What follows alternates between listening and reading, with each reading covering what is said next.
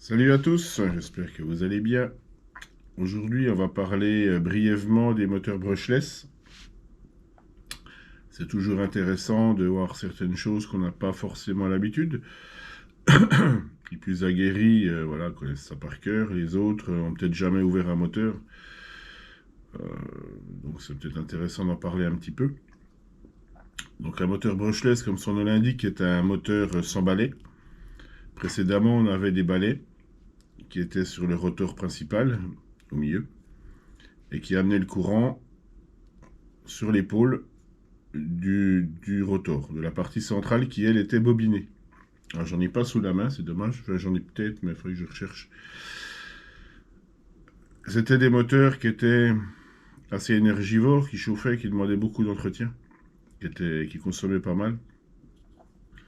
Aujourd'hui, on a des moteurs sans balai, des moteurs induits, où le rotor n'est pas bobiné, comme on va le voir.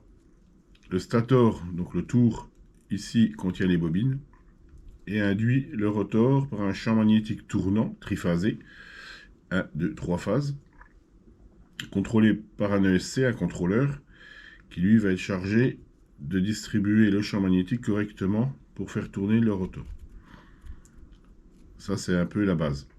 Ces moteurs ont un capteur, pour celui-ci, ils n'en ont pas tous, mais celui-ci en possède un, avec un timing réglable. Le timing permet, en fin de compte, quand le champ magnétique, de décaler le champ magnétique, d'être un peu en avance sur le rotor, ce qui le fait tourner plus vite. Alors on peut le faire tourner beaucoup plus vite. On peut atteindre des vitesses faramineuses. Le seul inconvénient, c'est que le timing a ce fâcheux inconvénient de faire chauffer plus le moteur et de consommer beaucoup plus d'énergie. Donc à utiliser avec modération ou vraiment en cas de besoin particulier. Si on n'en a pas besoin, autant s'en passer et travailler correctement sur le rapport de transmission. Ce qui sera plus adapté en fin de compte à ce que peut donner le moteur. La plus belle fille ne peut donner que ce qu'elle a.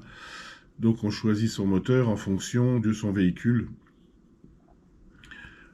souvent appelé par les kV, hein, qui sont le rapport en fin de compte pour 1 volt. 1000 kV par 1 volt, etc., etc. Donc si on utilise du 7 volts 4, etc., on aura la vitesse de rotation multipliant les kV. On peut s'apercevoir que ce moteur-là, par exemple, est ventilé. Il existe des moteurs qui sont totalement fermés. Il n'y a absolument pas de ventilation. Ces moteurs-là sont moins sensibles à la poussière que ce type de moteur ouvert, qui va avoir plus tendance à avaler un peu toutes les petites saloperies de la piste. Mais à autre avantage, vu qu'il est ventilé, il est quand même mieux refroidi. Il chauffera moins, quoi. Hein. Il y a quand même une ventilation qui va se faire naturellement, quoi. Donc on va y ouvrir ses entrailles pour voir un peu ce qu'il y a là-dedans. Alors il n'y a pas grand-chose, hein, ça n'est pas... On va pas s'attendre à grand-chose. Donc on a 3 vis. Hein. Souvent elles sont à l'arrière, elles peuvent être à l'avant. Ça dépend des marques. Il n'y a absolument aucun risque à démonter un moteur brushless, hein. C'est pas un souci en soi. Je lui dis, vu le nombre de pièces dont il est constitué, vous risquez rien de casser, quoi. La seule chose à faire attention, c'est les rondelles de calage pour bien garder le rotor à sa place dans le stator. Donc on démonte la partie avant. Il y en a qui se démontent en plusieurs parties, d'autres pas. Après c'est un peu variable. Donc voilà les parties. Et on va sortir notre rotor qui est rudement costaud. Donc c'est un aimant. Voilà, nord-sud. Ni plus ni moins. Avec un axe. Il m'est déjà arrivé que l'axe tourne à l'intérieur. Ça peut arriver qu'il se décolle. Hein, cette pièce-là est emboutie à l'intérieur. C'est déjà arrivé que ça se désolidarise. On peut toujours le remettre, mais bon, enfin bon. Donc il a un diamètre X qui correspond à ce type de moteur. Ici on a un 5 tours et demi. Ils peuvent être plus petits en diamètre, ils peuvent être plus grands. On peut les changer sur certaines marques. Chez Trinity par exemple, on peut changer les rotors. Certainement d'autres, hein, je ne connais pas tout le monde. Ça peut être aussi occasion de triche pour certains, évidemment, puisque En mettant un rotor un peu plus petit, on aura un moteur qui tournera plus vite. Même si la petite boîte, elle ne change pas, hein, au final, on aura toujours le même marquage. Souvent, ça peut être contrôlé, hein, évidemment, en compétition. On a ici l'axe où on va mettre son petit pignon là au bout, avec un méplat. C'est bien pratique, ça empêche de tourner. Ça n'a pas toujours existé. Ah, ils sont marqués, ceux-là, j'arrive pas trop à voir, mais ils ont des numéros, hein, du fait qu'ils sont interchangeables. On peut trouver d'autres références pour ce type de moteur-là. Donc ça, c'est vraiment un aimant, hein, c'est costaud, hein, ça attire tout ce qui est en métal à proximité, donc faites gaffe. C'est un peu le propre de l'aimant en soi. C'est chouette, c'est propre. Ensuite, on a le stator, la partie fixe du moteur, où on retrouve nos trois enroulements ici. A, B, C. Souvent, ils sont marqués, hein, donc pas se gourer quand on utilise le capteur, parce que du coup, le moteur, il peut carrément... ça peut exploser, même. Voilà. J'en ai fait les frais il y a longtemps. J'avais inversé ABC avec le capteur. Quand on met gaz, il s'est mis à couiner, la batterie a explosé. C'est assez impressionnant. Voilà. Une fois qu'on l'a compris, après, on ne peut plus trop se tromper. Ça fait un bon rappel. Donc on retrouve ici nos trois bobines à l'intérieur. On les voit moins là, mais enfin bon, voilà, on les voit. Donc c'est du fil de cuivre émaillé, hein, évidemment, qui est isolé. Donc l'extrémité des bobines, chaque enroulement se retrouve ici ensemble. La 1, la 2, la 3, c'est la même plaque ici qui sert de liaison aux trois bobines. Et de l'autre côté, on a l'entrée de chaque bobine qu'on retrouve ici chaque fois. C'est assez simple, il n'y a pas de problème particulier avec ça. En général, pour le cramer, il faut déjà vraiment faire fort quand même. Il faut déjà qu'il monte à des températures assez inavouables pour arriver à faire fondre un enroulement, quoi. Enfin, ça peut arriver, hein. Si on monte vraiment trop, si on a vraiment un rapport inadapté, avec, ou le moteur pas ventilé, ou il fait très chaud l'été par exemple, on dépasse les specs et on peut cramer en fin de compte, comme n'importe quel moteur électrique, hein, on peut cramer le vernis. Et là, c'est la fin du moteur, quoi. Donc les cages extérieures, elles sont pourvues de roulements à billes. Alors ça, c'est un peu le point à surveiller, puisque le roulement à billes, il est quand même vachement important, il tourne quand même super vite. Il n'est pas inusable, donc il peut se remplacer, c'est pas un souci. On l'extrait, on en remet un autre, et puis c'est reparti, hein, voilà. Donc à surveiller le jeu, parce qu'un roulement qui casse, ça m'est arrivé, et le rotor, il vient directement taper ici, il vient frotter. On ne s'en rend pas forcément compte, si c'est à pleine vitesse, hein, il vient frotter et il bouffe complètement l'intérieur, quoi. Donc c'est un moteur fichu à la fin, quoi. Donc comme tout roulement, hein, on contrôle le jeu simplement, hein. S'il n'a pas de jeu, on lubrifie un petit coup de temps en temps, c'est pas négatif. Et puis voilà, une fois qu'il a un peu de jeu, on n'hésite pas à le remplacer, ça coûte peu cher. Et c'est assez facile à faire. Ici, on a le capteur, on voit l'électronique du capteur. Alors, je pense que c'est une sorte d'efféole. Hein, on retrouve les trois pastilles ici, il y a quelques condensateurs. Il n'y a pas grand-chose en soi, hein.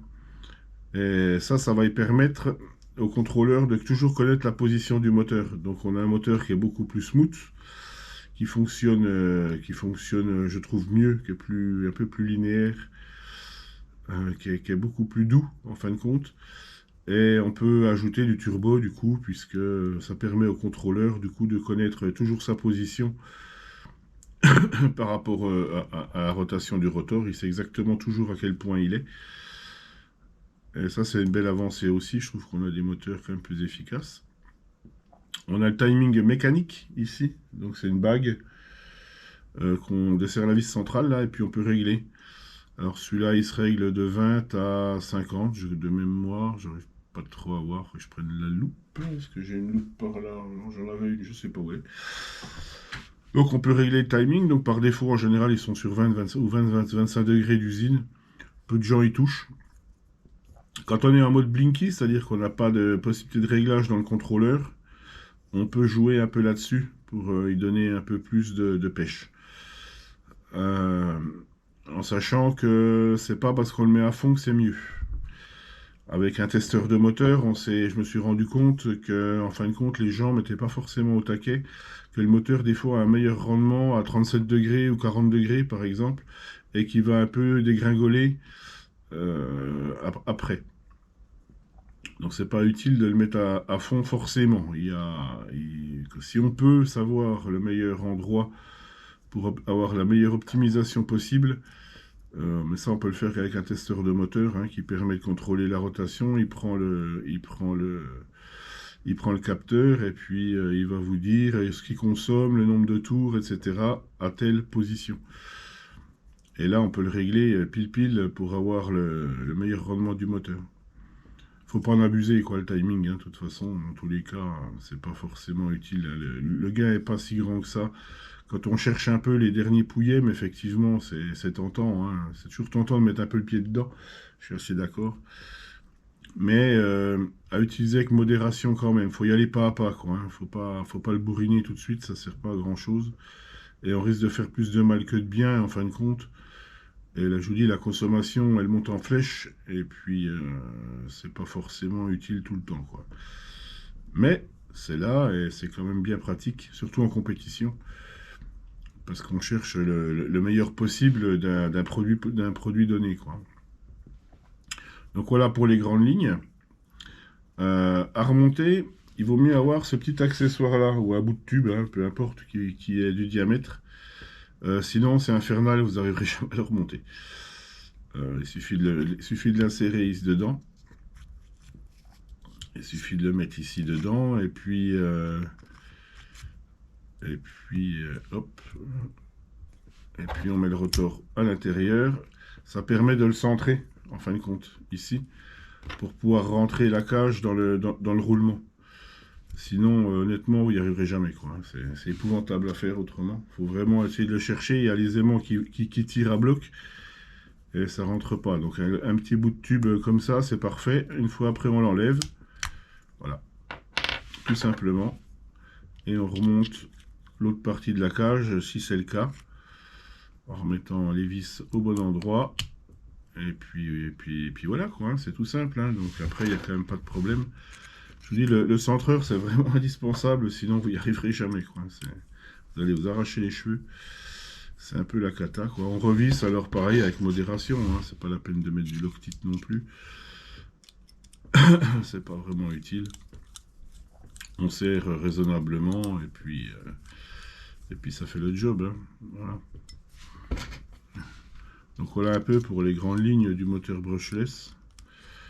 En fin de compte, le point à surveiller, c'est vraiment les roulements, quoi. C'est vraiment quelque chose qu'il ne faut pas négliger dans le temps. Alors le temps, je ne saurais pas vous le donner parce que ça dépend beaucoup de l'utilisation.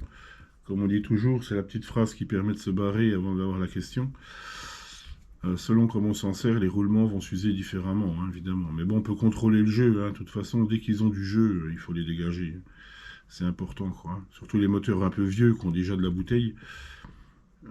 Les moteurs un peu récents, il y a quand même peu de chances que le roulement claque. Mais il existe même un roulement céramique, hein, si on veut. Ce qui ne les fait pas durer plus longtemps, mais ils ont un meilleur rendement aussi. De toute façon, tout ce qui n'est pas perdu dans de la friction, c'est rendu. Hein, donc, c'est pas négligeable. Voilà, ça c'est des bons moteurs, ils sont déjà un peu anciens. Celui-là est un peu ancien, hein, c'est pas les derniers. Ils en ont fait quelques-uns depuis. Là, on a un peu de la même famille, juste stock 13,5. Mettre dans le bon sens. Voilà, le juste stock 13,5, c'est un moteur à timing fixe. Lui, il n'a pas de timing réglable, comme beaucoup de moteurs. Hein. N'a pas de timing réglable parce que c'est des moteurs qui sont bloqués pour la compétition. Ils sont certifiés. C'est marqué FTM, Fixed Timing. De mémoire, je crois, si quelqu'un le sait, ce serait bien de me le dire. Mais je crois que c'est 30 degrés de base, de toute façon, bloqué. C'est exactement le même principe que celui qu'on a vu précédemment, exactement la même chose. Hein, celui-là, on a les vis vers l'avant, par exemple, pas vers l'arrière. Soignez bien vos soudures, bien les marier. Pas de collage, pas que ça bave sur les bornes à côté. Faites gaffe parce que les contrôleurs, ils n'aiment pas tellement les courts-circuits. Vous avez vite fait de cramer un contrôleur si c'est mal soudé, quoi.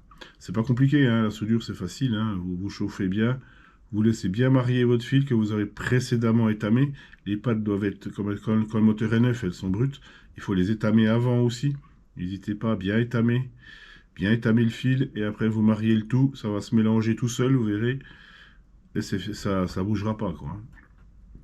Si c'est collé, moi j'ai vu des trucs collés un peu comme je te pousse, franchement, c'est les fils qui vont se barrer, ou un contact qui va être mauvais, quoi. Donc, faut quand même prendre un petit peu soin. Si vous vous sentez pas sûr, demandez, il y aura toujours quelqu'un qui va vous le faire. Si vous êtes en club, c'est encore plus facile. En parlant de ça, le SAM est en train de mettre en place un site pour pouvoir avoir accès facilement à nos pistes. Donc je vous redirai ça quand ça sera fait. C'est bien avancé, ça devrait être fait courant du mois. Donc je vous présenterai ça, ça sera plus facile pour tout le monde, pour s'inscrire au club ou pour accéder, etc. Ou même si vous voulez juste venir à la journée, ça sera possible aussi. Donc je vous redirai ça ultérieurement. Donc voilà pour la petite présentation des moteurs brushless. Prenez soin de vos moteurs, profitez bien, roulez, faites-vous plaisir. Allez, bye, à la prochaine. Salut!